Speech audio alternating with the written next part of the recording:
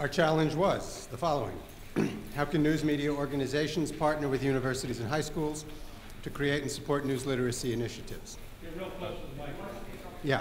I'll do it again. How can news media organizations partner with universities and high schools to create and support news literacy initiatives? News media organizations, here we are meaning to include not only the companies that run newspapers and television stations and so on, but also the professional journalism societies. Two of our three recommendations are, well, number one, what are the three most important recommendations? Two of them are for the creation of databases, of centralized repositories of information. The first is a centralized national database of people, of journalists, to make it easier, possible even, for news literacy courses at either the middle, high school, or university level to find people. The journalistic organizations, of course, would have to participate by designating people, making them available, providing lists of retired and other out-of-work people they know. This database would presumably be listed on a website. There would be regional coordinators. It would have to be maintained. It would have to create a system for training journalists, or at least pointing them in that direction, telling them what's wanted from them in a classroom. That's where some of this $1 million comes in. The second database is one of information, of course materials.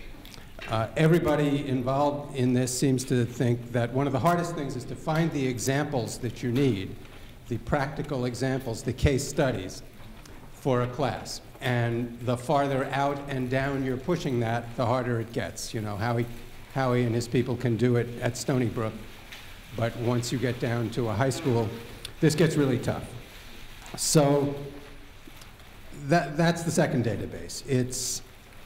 It's a formidable challenge because this stuff has to be up to date.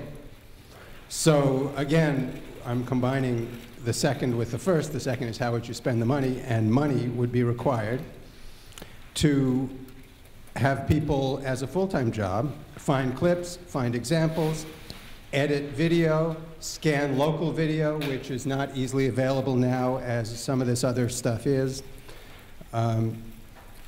Especially go to the news organizations in the case of video for things like outtakes and pieces of material that can illuminate how a piece gets put together and what choices were made. There already exists a certain amount of monitoring of news sites, but to do this in a useful way would take additional work.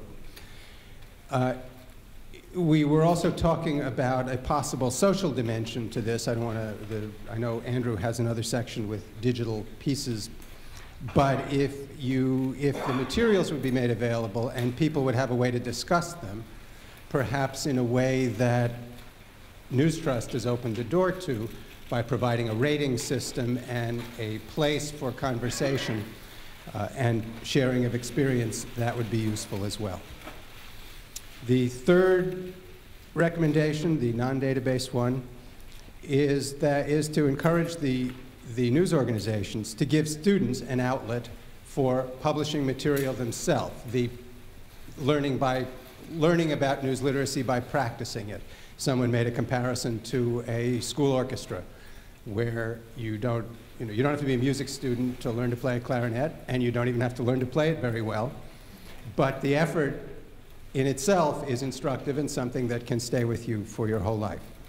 So we're talking here about direct outreach to news organizations to recruit them to this task.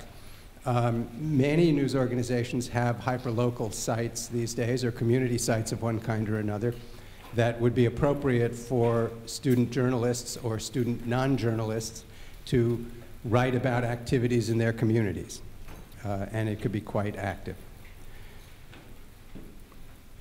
The second question is, what would you do with $1 million? And of course, the answer to that is embedded in the first, but particularly the databases require maintenance and work. The database, we were thinking in the case of the database of people that you would want regional coordinators, that you would want someone to work with the news organizations, which can be hard to navigate.